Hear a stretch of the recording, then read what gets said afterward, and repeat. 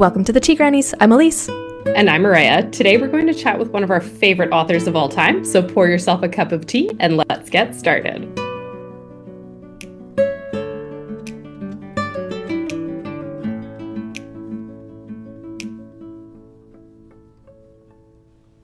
Dance party. Always got to have the always dance party. knows about the dance party, so that's great.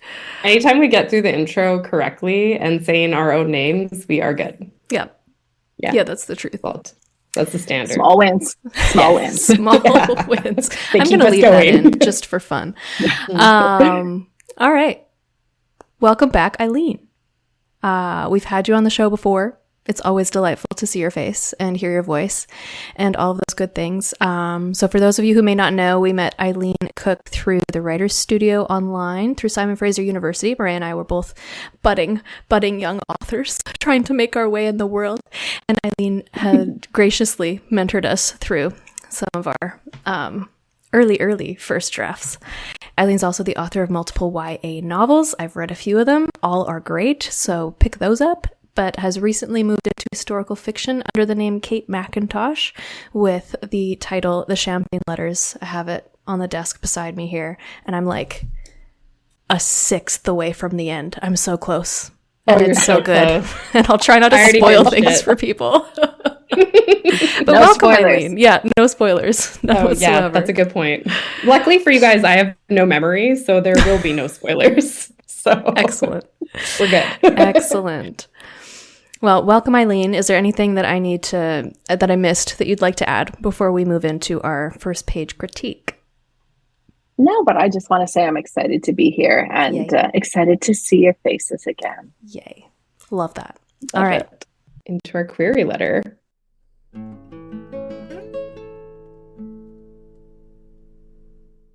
Dear Agent, I am seeking representation from a young adult alternate world fantasy novel, A Double-Edged Sword, complete at 112,000 words. 17-year-old Soren Valamir has spent 6 years enslaved by the Belgarans, fighting other slaves for extra privileges. When he causes the death of a fellow slave, he knows he must escape. When he does, at a terrible cost, it sets him on a journey of war, death, redemption, love, and self-discovery amid a brewing revolution and a nascent magical epoch which forces him to question whether he fights for the greater good or simply to silence his guilt. Determined to free those he left behind, Soren finds Zaid, a warrior recluse, who reluctantly agrees to teach him martial skills, but keeps many secrets and withholds the emotional bond that Soren unknowingly seeks. After a falling out with Zaid, Soren joins the Guardians, a resistance group waging war against Belgara, hoping that together they can rescue other slaves.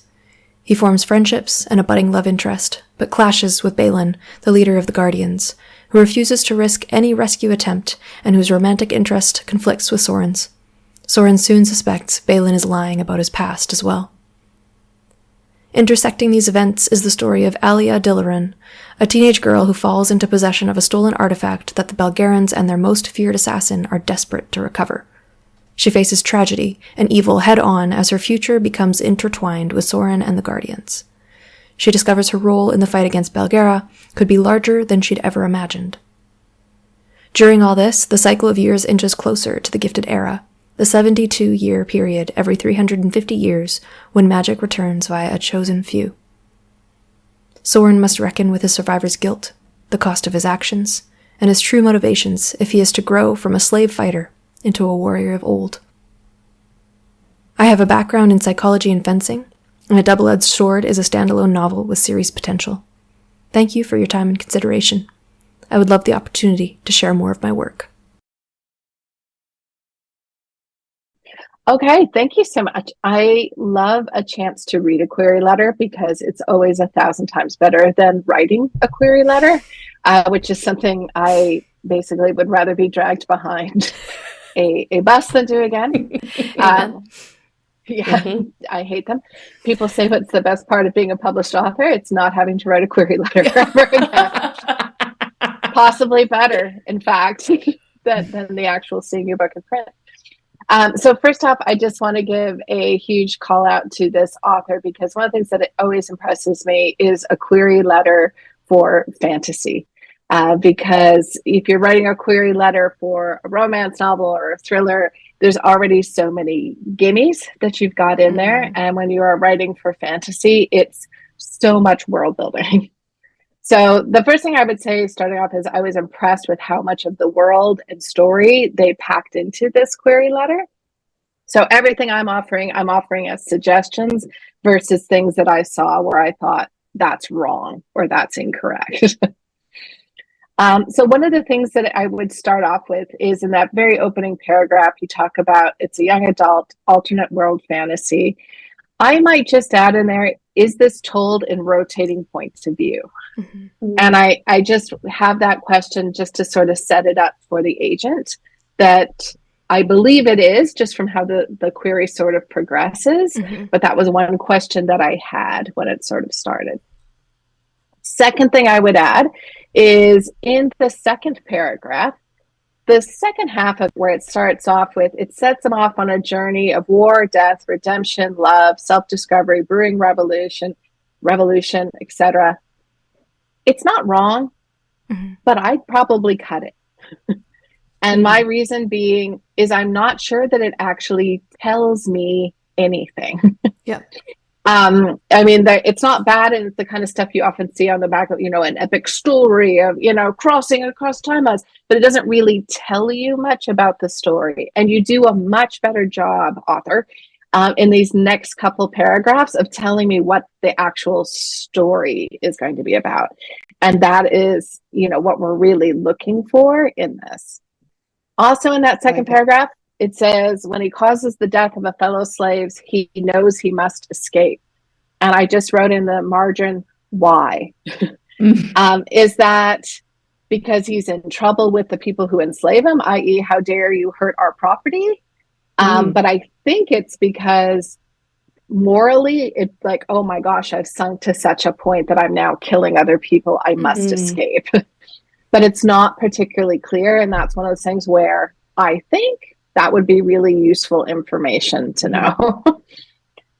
So then we sort of sink into stuff that I love, right? So after falling out with this person, they're going to join a resistance group. There's lots of great stakes being chewed up in here, things that are happening.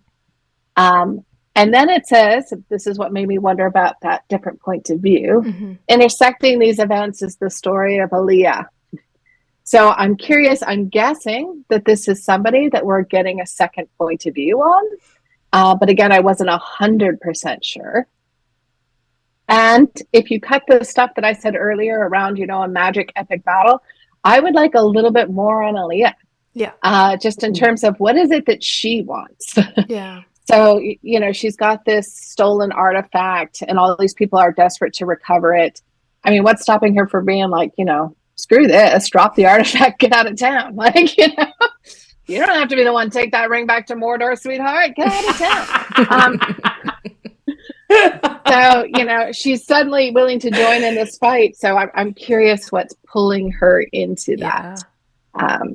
And then lastly, I just sort of said, this could have been really confusing and it's not. Like there's some epic world building that's going on in the background. So I really do want to give a big kudos. I love this sort of succinct kind of thing that it's a double-edged sword. They've got a background in fencing, which I thought was kind of fun to add, that it could be a series. I loved all that, just kind of nice and tight. So those are my notes, but I'm curious for someone who reads a lot more fantasy than I do. Elise, what are your thoughts on this? Well, my main thought was, as I was listening, I was just like, feeling really good about myself because Eileen is like saying the things that I was going to say. So you've done my job for me and really appreciate that. I also enjoyed this. I love a good fantasy, as everyone knows. And I'm getting actually Red Rising meets Prince of Egypt vibes from this opening, which is kind of funky, kind of fun. And then a little bit of Star Wars packed in there with the resistance rebellion type thing going on. So for some reason, my brain went sci-fi and I had to reread this one a couple times before I realized, oh no, it's fantasy. It says that it's fantasy. It's very clear that it's fantasy. I just inserted sci-fi into it with my own little lizard brain. So that was kind of fun. But it's very exciting. It's definitely the kind of story I would want to read. My notes center around the query construction itself. I think most of the pieces are already there, like Eileen already identified. And I have, my main suggestion is to rewire some of those pieces and condense basically the first 3 paragraphs into a single short paragraph so that there's enough space to extend and expand on that secondary POV, which I assume is also what Eileen said, a second one. And so especially if she is a second POV, then adding more about her motivations would be really, really helpful. So for the benefit of the listeners and everyone involved, I'd just like to read my suggestion for the rewrite. So after saying, like, I'm seeking representation for my YA alternate world fantasy novel, Double-Edged Sword, completed 112,000 words, that can all stay. And then instead of starting with 17-year-old Soren, my suggestion is start with, as the gifted era inches closer, promising the return of magic by a chosen few, 17-year-old Soren escapes 6 years of slavery to the Belgrons after causing the death of a fellow slave. He takes refuge with the Guardians, a resistance group waging war against Belgara, hoping that together they can go back and rescue those he left behind. And that's your entire first 3 paragraphs, minus the warrior recluse. I'm not so sure about that one. And then you have more space and more room, but I've just said everything you said in 3 paragraphs in one shorter one. And that gives you just a little bit more space to work with. So... yeah, like Eileen said, whole bunch of good stuff packed in here. It's not confusing. I was just going to say, I really like that moving the years, inching closer to the gifted era, like opening with that, because I think it just does set the tone really well. And I think it is intriguing, that idea, which, you know, is always that fun that magic may return. I think that's just a fun premise that pulls people in. That felt like the really unique piece of this query to me. It was like, oh, that came in the like last paragraphs, like, oh, magic is not just like a thing that's always around. Well, that's interesting. That's different. That's open with that. Like that you could totally leverage that. So yeah, I'm glad you agree. I feel really good about myself here. And Maria, what have you got to add? Well, I feel really smart because I agree with everything you guys said. But I will do my best not to repeat everything you guys said. But one of the things I want to point out is definite kudos to the author for giving us genre, age group, title, and word count right at the beginning. I love to see it. I just love that so much. And I also agree with Elise that last piece, and Eileen, that last piece should go at the beginning. The cycle of years inches closer to the gifted era, because that is just so, like, I was reading it, I'm like, this sounds really interesting. And then I got to that last part and I'm like, oh my God, I need to read this right now. So I love to see that also at the beginning. And I think because it's such an interesting world building factor, it's clearly going to influence potentially both of their character arcs. So I would love to see that at the beginning. And yeah, it does read a little bit more like a synopsis, but like easy to fix. I think it's harder. We were talking about how hard query letters are, but I think a synopsis is more challenging than a query. So this author's kind of lucky because they kind of have everything kind of ready to go here. Lots of pieces to play with and separate them into 2 different documents. And the sentence about the author. So very cool tidbit about psychology and fencing, but that can't be the only thing that's cool about you. And I would love to see another sentence there. And then I would also like to see the section, a double-edged sword is a standalone with serious potential. I think that could go at the beginning with the other metadata, so it's all in one spot. And then this last piece here, have a background in psychology and fencing, maybe one more sentence about writing or something like that. And then I think it would be like perfect. Like I would read this. It sounds fantastic.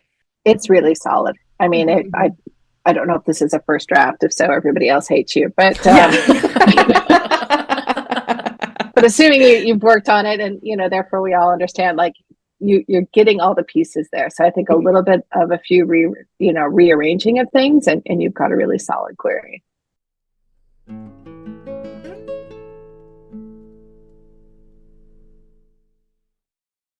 And now we're going to dive into our Q&A with Eileen. We're going to start with our first question, which is, your latest book, The Champagne Letters, came out a couple months ago. So tell us and the listeners briefly what this book is about. So this was a change for me because it was a move from sort of thrillers, which I was writing, and YA into adult and historical. So that was quite a bit of a shift for me. Yeah. The Champagne Letters is told in two different timelines. So there is the present day timeline and a story in the past. So the past is actually based on a real life woman, Barbara Nicole Clicquot, which if you like champagne, you may have had Veuve Clicquot champagne before. And she in fact founded that champagne house during the Napoleonic era, during the Napoleonic War. And she brought that business to fruition and made it $1 million business. And she's just fascinating to me because women at the time were not allowed to own a business unless their husband had died. So the Napoleonic War was great for women in that sense because husbands were dying right, left, and center. So that gave her a chance to take over that champagne house. So she got to deal with marauding armies and psychics and smuggling wines out of France and all sorts of exciting things.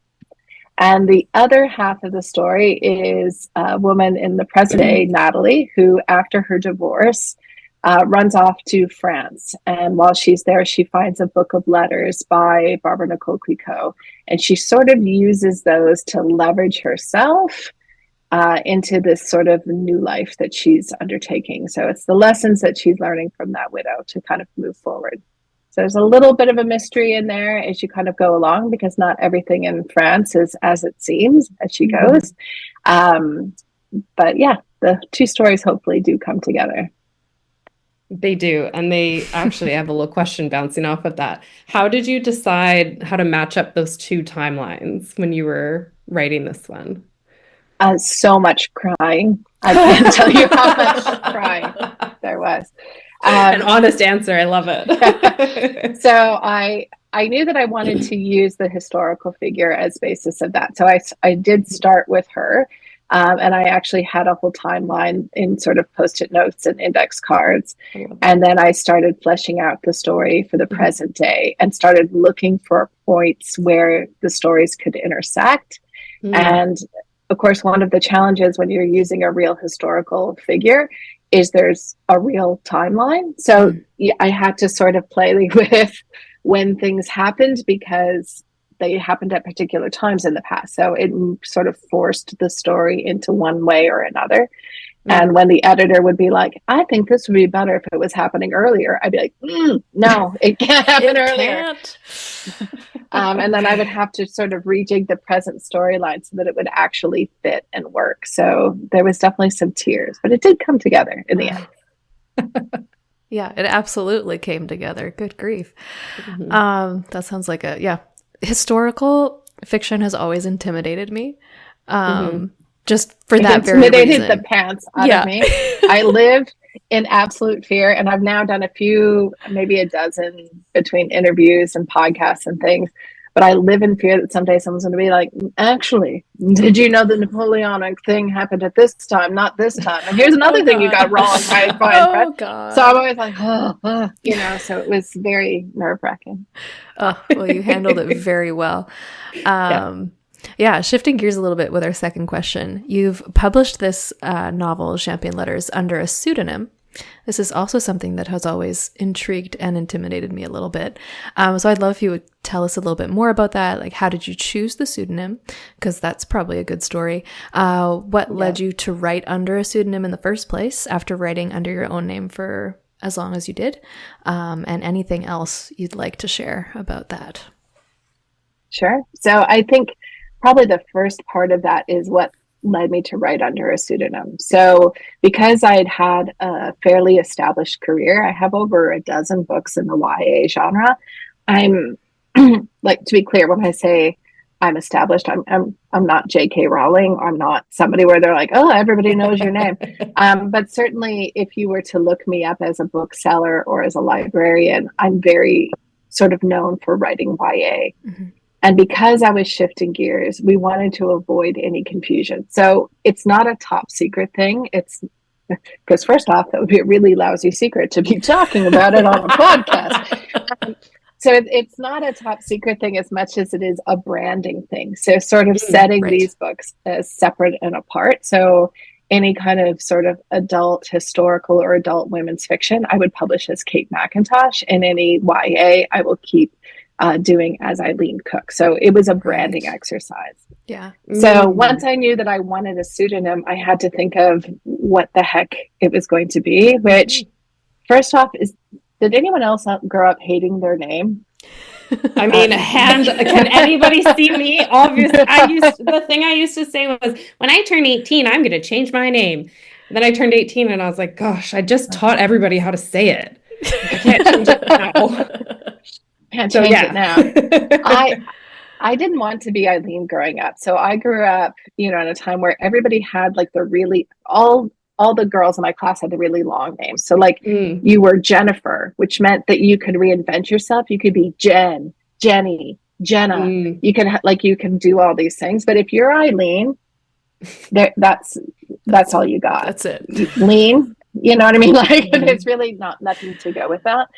And so when I was growing up, one of the things that came up is I would constantly whine to my parents about why did they choose such a stupid name? Like, did they have some sort of vowel addiction that they had to pick that? And my mom's like, we almost named you Kate, which was my great aunt's name. So my great aunt was Catherine. So she was like, we were going to call you Catherine. And I was devastated because if you were Catherine, you could be Katie, Kat, Kate. Like so many options, right? So I always secretly felt that I was a Kate deep inside. And this was my chance to claim that name back. My mom said first thing, she was like, of course you picked Kate. I'm like, you had your one chance, of us had to pick Kate. Yeah. You had your chance, old woman. You could have done this. And MacIntosh is actually my maiden name.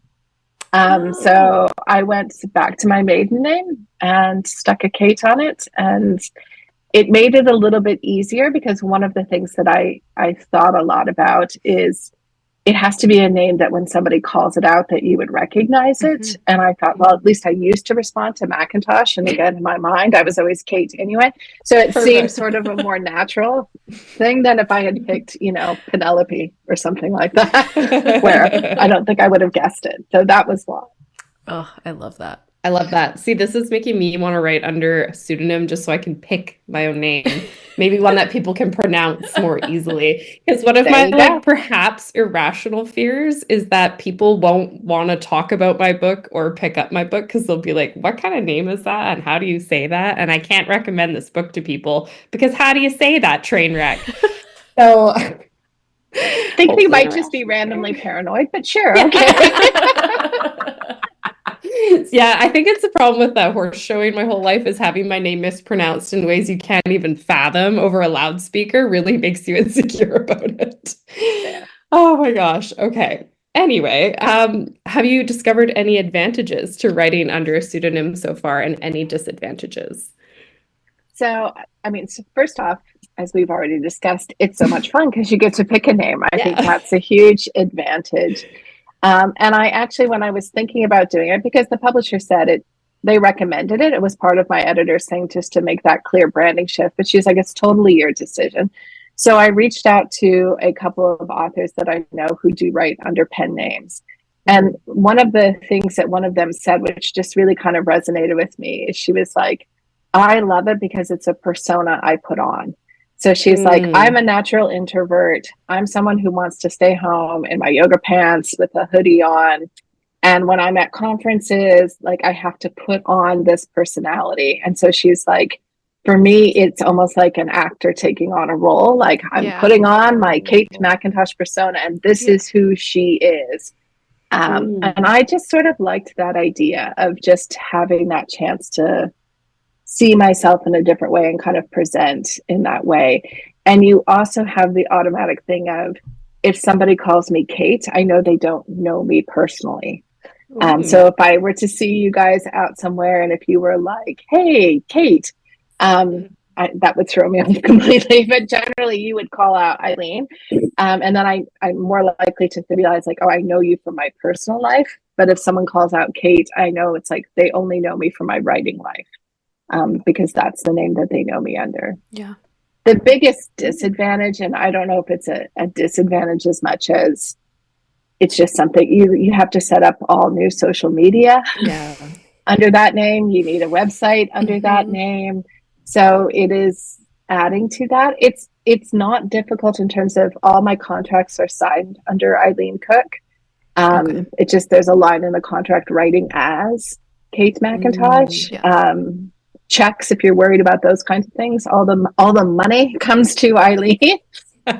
So you don't have to worry about separate bank accounts or any of those kinds of things. It's more just the public facing side of things. Perfect. Yeah, we're not fooling the government, right? Just just in case they're listening. Yeah, just in case where they are. So not messing with you. Oh my gosh, because one of my questions was going to be about like the social media aspect of it. It's like, well, if you've built a presence under Eileen Cook and then you need to have a presence under Kate MacIntosh, it's like starting from the beginning all over again. And that could be kind of intimidating. Again, I had the luxury, like this isn't a secret. So I certainly, posted on social media, hey, if you'd like to follow me into my adult, this is under Kate. So I was able to get a fair degree of crossover, but I did I got a couple messages when I started the Kate Facebook page where people were like, someone's scamming, they're using your picture on this other profile. And I was like, oh, that's so cool. Thanks for looking out for me. But no, that's also still me. I love it. So moving from advantages, disadvantage to the whole pseudonym piece, kind of in a similar vein, but looking at the genre. So Champagne Letters is historical instead of thriller. So what were maybe some of the main challenges you faced in exploring a new genre, aside from what we talked about before about timeline and the well actually guys coming out of the woodwork? So you make me laugh. Sorry. All right. The Champagne Letters and sort of writing in a different genre, there's kind of a few different things that came up. So one is actually just giving myself permission to do it. So writing is an art and a craft, and you're writing something because you love a story. Publishing is a business. And sort of, when you look at business, generally speaking, to some degree, sometimes switching genre can be seen as not great for business. So, if you buy Coca-Cola, then when you go, you don't want suddenly to find out, oh, did you know that Coca-Cola also makes sheets for the bedroom, right? Where you're like, wait, what? Like, so, if you're like adjacent, that's one thing. So, it's like if you're Coca-Cola and now you're selling juice or water, that's kind of fine. But if you're suddenly selling home goods, that's a little bit different. So writing, YA contemporary and then writing some YA thriller, well, those were in the same kind of wheelhouse. But jumping into adult historical, which is basically almost as far away as I could get from what I was writing before, wasn't necessarily what you would call a great business decision in that sense, because I'm, in essence, starting over. I need to build a completely new audience. There's not a lot of people that are going to follow from one to the other. And it also means you have to learn new genre expectations. So whenever I'm talking to students and you guys are like, yes, we've heard this 1,000 times. I'm always, you should be reading and inhaling the kinds of books that you want to write, because it lets you understand what's already out there. And so you can kind of know how you want to put your unique stamp on something. If something is, different, or is this a cliche? So the common thing is like, if you're writing fantasy and you're like, oh, it's the chosen one, like that's been done. That doesn't mean you shouldn't do it. It just means if you know that it's been done, you can figure out how to do that in a new and different way and put your spin on it. If you think you're the first think of that one, so you need to know those kind of genre expectations. And kind of the last part of that is just, in essence, in a lot of ways, you're starting over. So, with the pen name and all of that, I'm building new social media. I'm building a new website, booksellers, librarians, all the kind of network that I've built up over all the years by working in YA. There was some definite crossover, but there was a lot that didn't cross over, where all of a sudden I'm having to build new fans, new audiences, new connections with booksellers, all of those kinds of things.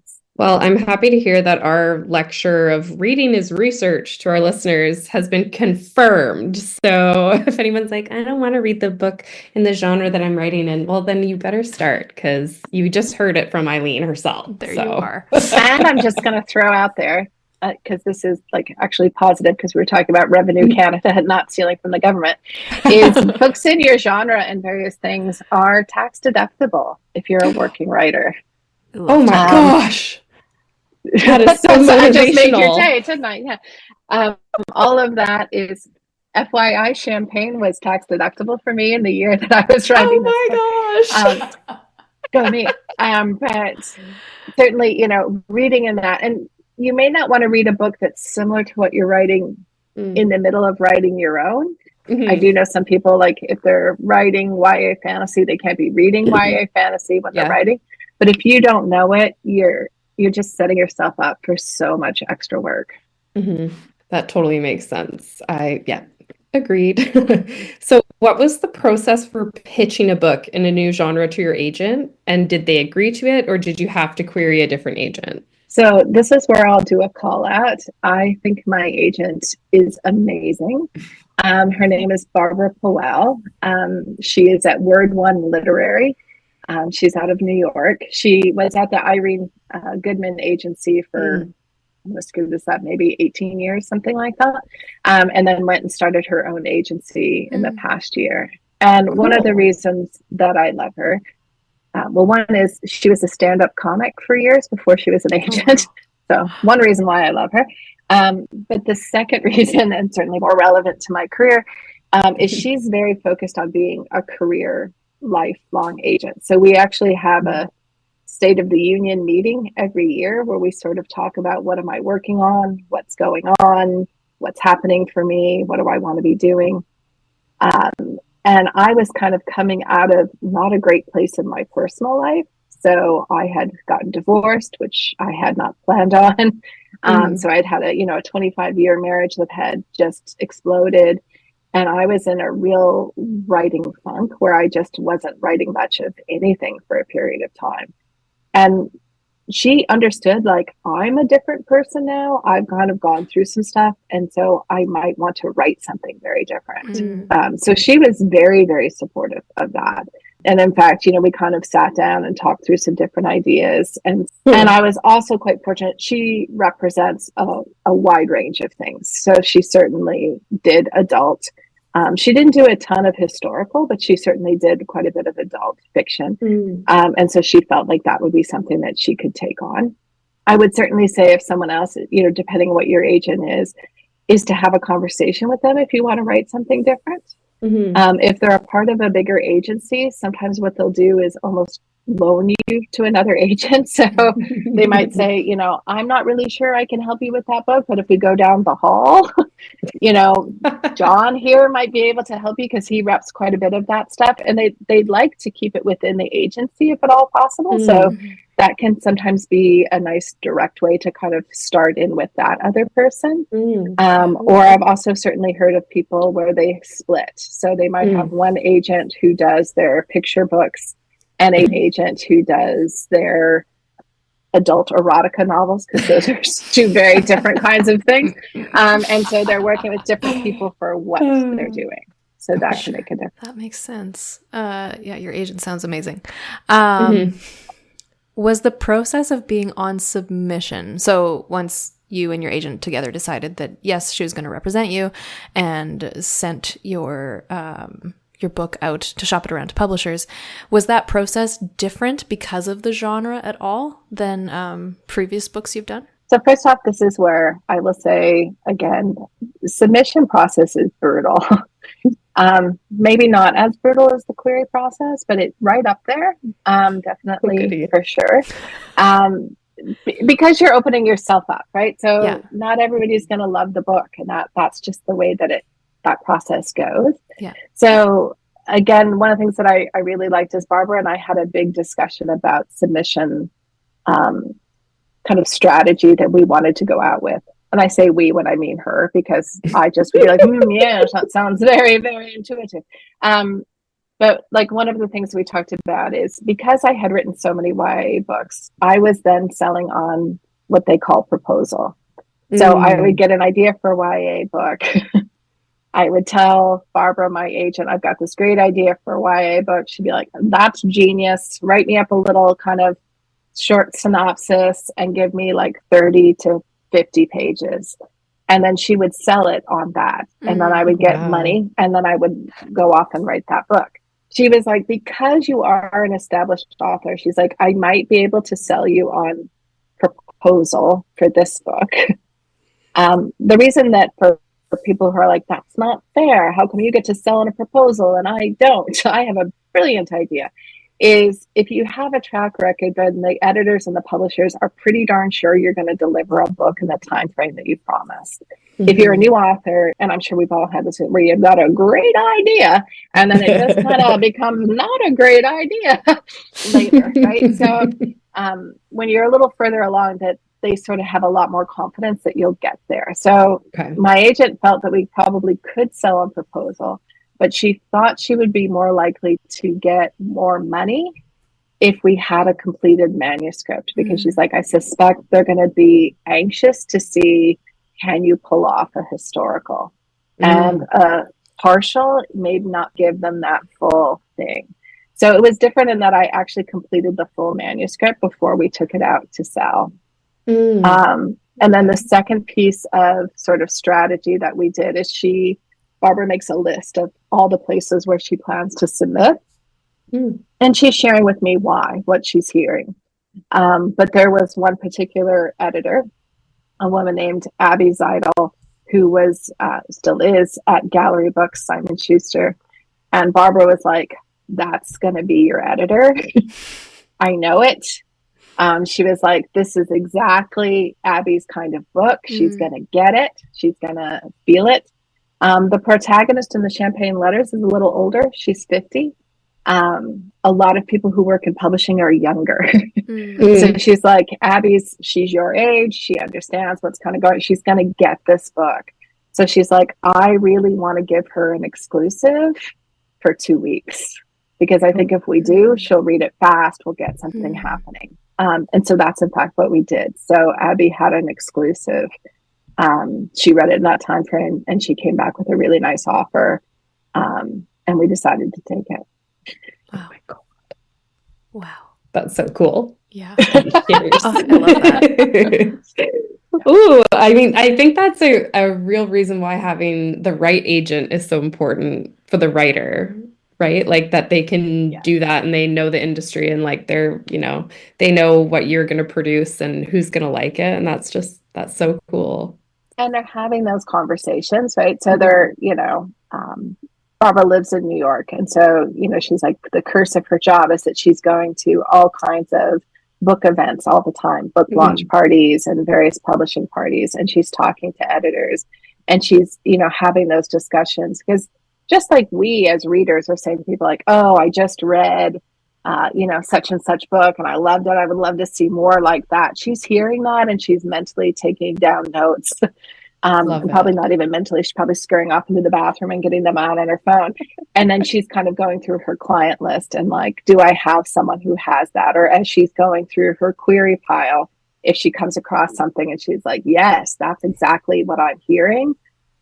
Because she's hearing about trends before we as writers and readers are usually hearing about them, because publishing is such a long lead time, right? It's a year to 18 months from when they acquire something to when it comes out on the shelf, right? Yeah. So she's hearing from editors like, oh, I just signed my 10th romantasy. I don't know, I'm starting to feel like I'm looking for the next thing. Then she's thinking that through, whereas we're all still like, romantasy, like we're on one thing.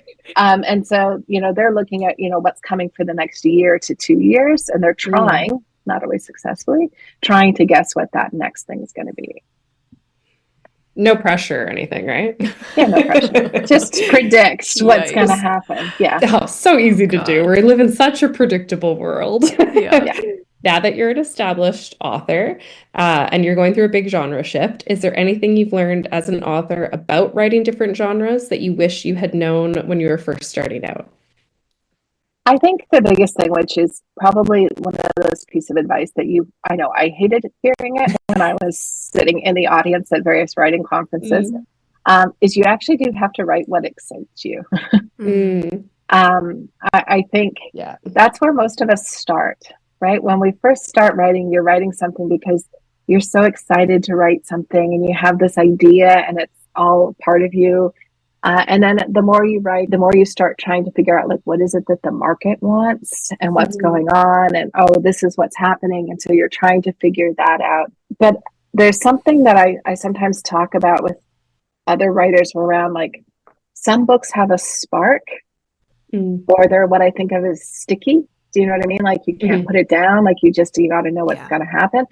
And I think that comes when the writer feels that for the story. So yes, I understand if you're writing in something, like it's shifted around, but for a long time, horror was on the out, right? Like, people are like, nobody's buying horror. No one's interested in horror, but now it's coming around, right? Maybe world events are leading people to be like, yes, tell me more about dystopian hellscapes, right? So suddenly people are, wanting more of that. Or conversely, will people be wanting more escape as things go on? The business will go up and down and things will come and go, but I think you have to write what gives you excitement. And that's what I would tell myself starting out, and what I remind myself of even now, which is, if you're not in love with the story, how can you expect a reader to be in love with that story? Yeah, I think I'm at that point right now where I'm editing a manuscript right now, and I'm in the that spot right before you're about to dive back into the document where you're like, do I have all my eggs in the right basket here? But it's a little, I'm trying to remind myself that I'm writing this because I love it and I'm working through some shit while I'm writing it. And because there's a little part of me, I think probably because of the podcast, I think a lot about the publishing aspect of it. And I will sometimes get thinking about that when I'm looking at my outline and I'm like, that doesn't matter right now because it's never going to get published if you don't finish it, first of all. And second of all, like, that's a worry for later. Like, I got to write the story as it's coming to me now. But I think that's a great reminder for, like, all of us. Yeah. Yeah. Write what excites you. That should be my next sticker. Absolutely. Yeah. Oh, I like that. Yeah. Yeah. That'd be a good one. I wrote it down. We won't forget. Stickers. Yeah. I didn't know there were stickers involved. I know. Right now, I've got a bunch of those elbows up stickers because I'm like, this is my Canadian pride. I'm really loving those. Yeah. So I mentioned earlier that historical fiction intimidates me. So I can only assume how much research had to go into the development of this book. Did you like doing that? Did you have fun? Do you have plans to do more historical research for future projects? I'm so curious. Tell me everything. I did enjoy it. So, I mean, I am a little bit of one of those kind of history dorks. Like, I've always sort of enjoyed that kind of little bits of information and stuff were interesting to me. I was very intimidated for researching. And probably what I would tell everyone is, you can always fill in gaps. So a lot of my early drafts were things like, and I'm not ruining it because it happens like in the first chapter, she mentions it, but Barbara Nicole Clicquot, her husband died, and he most likely ended his own life. And so the historical record isn't clear on exactly what happened. It's officially recorded that he died of an illness. But it was very well known or suspected that, he had ended his own life. So I decided, okay, it would be poison. So, all that I ended up putting in them like poison, XXX, what poison existed. And then I would figure out what would have existed at that time, what would have been something that would have been reasonable for him to have. Yeah. There were a lot of things, like I wrote one scene where the woman is striding down the street or whatever, and I was like, she placed her hands in her pockets, and I'm like, would she have pockets? Like, were pockets a thing? Like, I don't know, right? So I would just put, wherever I didn't know something, I would just sort of put XXX. Yeah. And I'm going to go back and figure out later if pockets were a thing.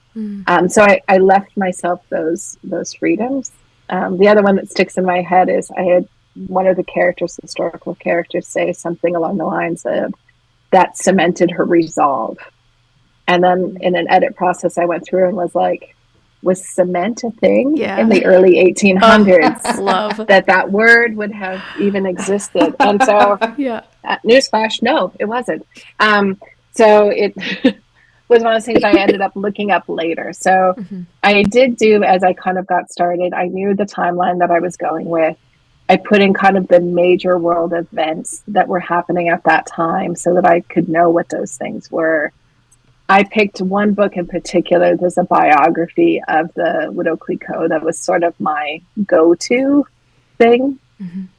And then I filled in. I was very, very lucky in terms of I reached out to the Champagne House, and this poor woman who answered my email, Isabel, I'm sure she was like, why did I ever answer that email? Because she was like, if you have any questions, just let me know. And I was like, oh, I got me some questions, girlfriend. So, she was incredibly patient and would sort of write back to me where I would be like, do you know the answer to this? Do you know the answer to that? Is there any pictures of what the house looked like? Is there any of these kinds of details? And so I would kind of go down and look at that. So I found it really enjoyable. I think if anything, it became the question of what do you leave in and what do you leave out? Yeah. Because I think probably much like world building for fantasy people, you do a lot of extra that doesn't necessarily end up in the book. Mm-hmm. And so I had scenes where later the editor was like, well, this is riveting. But nobody cares. Why are we suddenly going off on this side tangent? And I'd be like, oh, but it's fascinating, and there would be these things. I remember one that I argued so hard to keep in that we trimmed it way down is at the time, it was the Napoleonic Wars. And initially, like young men everywhere who are not very bright, all the young men were like, I want to go to war, right? And then as the Napoleonic War went on, people didn't want to go. And one of the ways to basically avoid being conscripted or recruited where you didn't have a choice is if you were missing your front teeth. Mm-hmm. Because at the time you had to tear open these sort of gunpowder envelopes and sort of pour that down the barrel of the musket or whatever. So if you were missing your front teeth, it was very hard to sort of arm the rifle that you were using.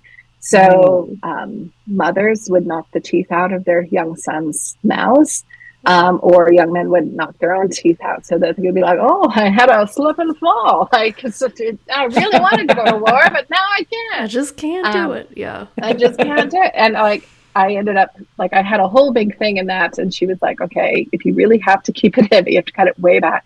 So there's just a scene where the widow talks about there are some young men in town missing their teeth and why. I remember that moment distinctly because it's such even just the little bit that was there is such a vivid picture of specific. So it worked really well. And much like fantasy, what you often find is, again, there was a whole scene where she talks to a mother who's done this, and there's a whole thing, and there was all this stuff, and the editor's like, we don't really check need any of this. You could cut this 800 words right here. And it ended up being that, maybe just that one small line was enough. Mm-hmm. Yeah. Oh, yeah. That everything that you said is just making me think of projects that I have done where I've looked up what were corsets made of, because I'm writing fantasy and she's going to wear one. So I need to know if she can use anything in the corset to break a lock. I need to know. These are important things. Maybe it doesn't need to be as intimidating as I think it does, because that sounds kind of fun. I do have a question about the research process. So did you do all your research first, or did you write and research at the same time? I did a fair chunk first, because that really helped me with sort of outlining the story and understanding kind of those events. And I ended up realizing the woman, Barbara Nicole Clicquot, I only have a very short period of time, from sort of 1805 to 1814 is the period of the book. But she lived until 89 years of age, right? So she lived a lot, and so much other great stuff. She took all these young lovers on, but she wouldn't marry any of them because then they would own her business. That's how it worked at that time. And there was this wonderful letter where someone said, how dare you toy with the affections of this young man? And she wrote back, men have been toying with women's affections for years. He has no cause to complain with his time with me.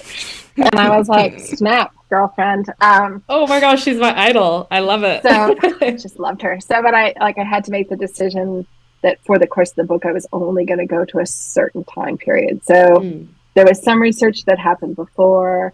And then again, as I would kind of go along, I would kind of realize I don't actually know I want her to go into Paris, and I don't know like what buildings would this have been built by that time? Would that have been built by that time? So trying to get a little bit of an understanding of those kinds of things. Wow, that's so like time consuming, but also really fun. Like I almost love researching too much. Like I have to, I have to put a stop on it. Otherwise, I'll just be researching and I won't write anything. Oh yeah, 100%, 100%. Yeah, I'm full of random knowledge now, but that's, part of being a writer, isn't it? So what's next for you now that Champagne Letters is out and amazing? Do you have anything new in the works or any big plans going forward? There's always big plans. So many plans. I am going to be teaching again in the fall for Simon Fraser. So I took a year off. I'm teaching. They have a program for people who've graduated from TWS who want to work on a manuscript that they sort of have going. So I'll be teaching that. So I'm kind of excited to do something that's a little different. So having that chance to sort of work with people in that way. So I'm excited about that. And I am still in the stage. I'm very, very fortunate because I have an established career and I have income that come in from previous books. I'm being really fussy about what I want to write next. And so I'm taking my time. And so I've been down a few different research rabbit holes and reading about some different people and sort of considering what is it I want to say. Which is a different place for me, where I used to be very driven with like, I want a book a year. I want to, I want to keep on this. And now I'm like, I really want to make sure it's a book I really want to write about. And kind of given my own life, given world events, like I feel like there's a lot going on and I'm very kind of interested in that and trying to figure out what's that going to be. So stay tuned. Ooh, just got a little bit of a chill there. Oh, so exciting. Okay, so that's books and writing projects. What about we've talked about the Creative Academy for Writers on the show a few times as just an excellent community and resource hub.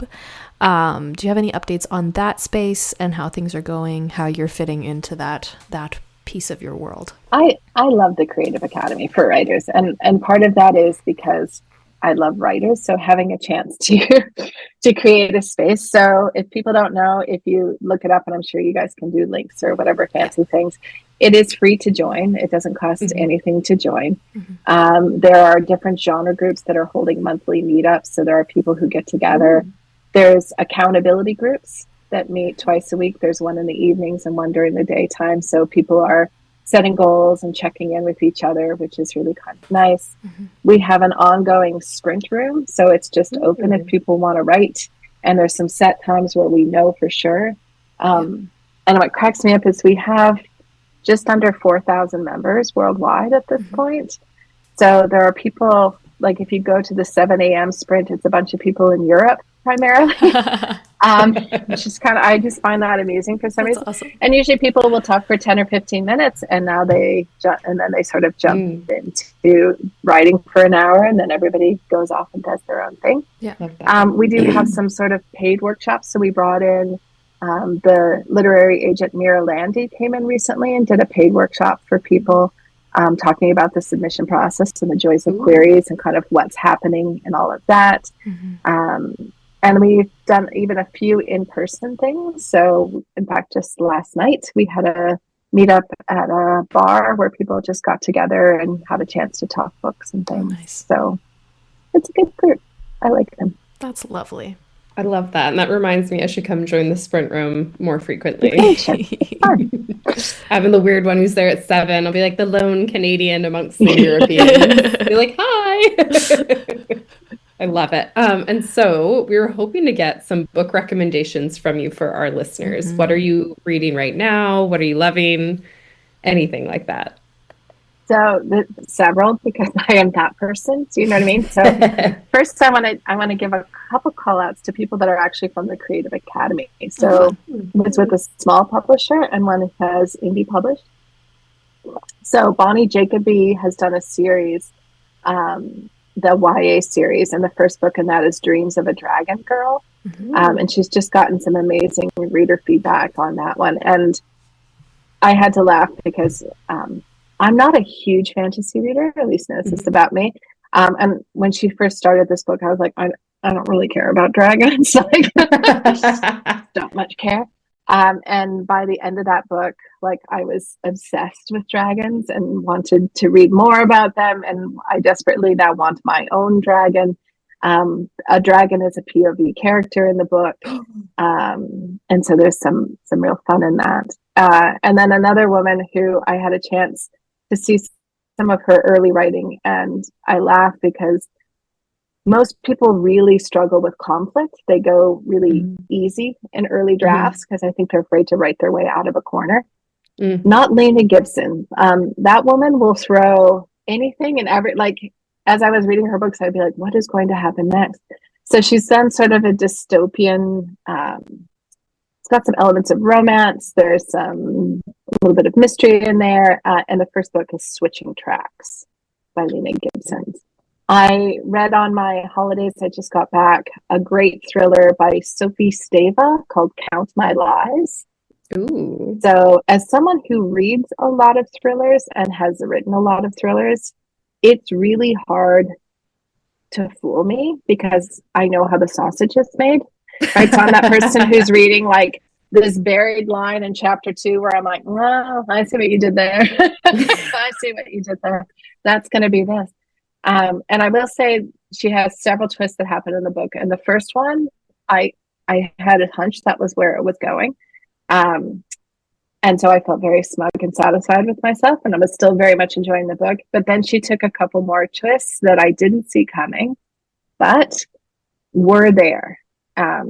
So I have read some thrillers where there were twists I didn't see coming, mostly because they make no sense in terms of the plot, in my humble opinion, where it's like, oh, if we just assume that you were a sociopath the whole time, then yes, this happened. So I was very impressed with that. And then books that make me laugh are hard to come by because I'm a hardcore on that. So if people have read The Wedding People by Espach is her last name. When I start describing it, you're going to say that does not sound funny at all. It's about a woman who has gone to this very, very expensive, very exclusive boutique hotel. And as she's checking in, the hotel realizes they've made this horrible mistake because the entire hotel has been rented out for this one wedding party. There's going to be a wedding at the hotel.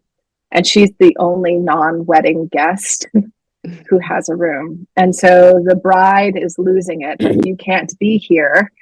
This is my wedding. Like, the whole hotel is for my wedding. And the protagonist is like, it's not a problem. The whole reason I'm here is to kill myself. I just want to kill myself in this beautiful location. Oh my goodness. And not mess up my house. Right. So bing, bang, boom. I'm checking in and I'm literally checking out. So you don't have to worry. And the bride is devastated. She's like, no, like, you can't, like, your corpse can't be carried out. Like, that's going to really bring down the wedding.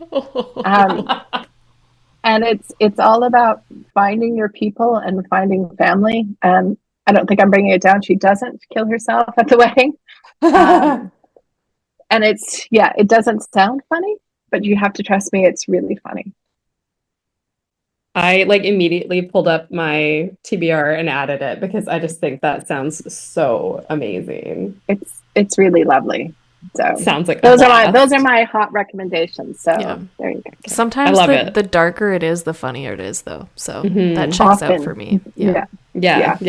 I love it. That's so great. Oh, this was so much fun. I feel like I took 2 pages of notes just for myself. So I feel like this was a very also productive and helpful episode. Just like us. Class again. You're like, yes. Back in class.